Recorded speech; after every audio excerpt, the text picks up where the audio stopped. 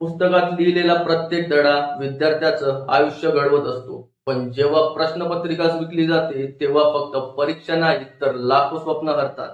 त्या स्वप्नांना न्याय मिळावा म्हणून एक माणूस गेल्या 18 दिवसांपासून उपोषण करत आहे आणि त्याच्या प्रकृतीची चिंता आता संपूर्ण देशाला लागली आहे. नेमकं काय आहे हे संपूर्ण प्रकरण पाहूयात.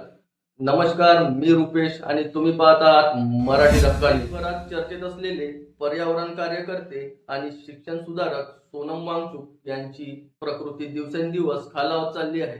ते गेल्या 18 दिवसांपासून दिल्लीतील जंतर मंतरवर बेमुदत उपोषण करत आहेत. त्यांच्या प्रकृतीची गंभीर दखल घेत दिल्ली उच्च न्यायालयाने केंद्र सरकारला आणि दिल्ली सरकारला नोटीस बजावला आहे. मिळालेल्या माहितीनुसार सततच्या उपोषणामुळे सोनम वांगचुक यांचं सुमारे 8.5 किलो वजन कमी झालेलं आहे. त्यांचा रक्तदाबही कमी झाला असून डॉक्टर त्यांच्या प्रकृतीवर सातत्याने लक्ष ठेवून आहेत.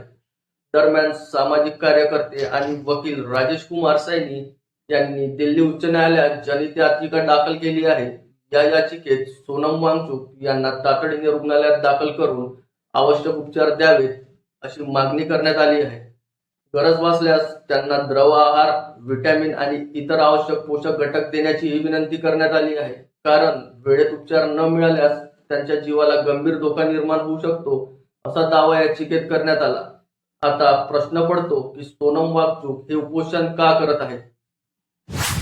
सोनम वांगचुक 28 जून पासून आंदोलन करत आहे. त्यांची प्रमुख मागणी म्हणजे नीट यूजी पेपर फुटी प्रकरणाची जबाबदारी निश्चित व्हावी, शिक्षण व्यवस्थेत मोठ्या सुधारणा व्हाव्यात, पेपर फुटीमुळे विद्यार्थ्यांचं होणारं नुकसान थांबावं आणि विद्यार्थ्यांना न्याय मिळावा.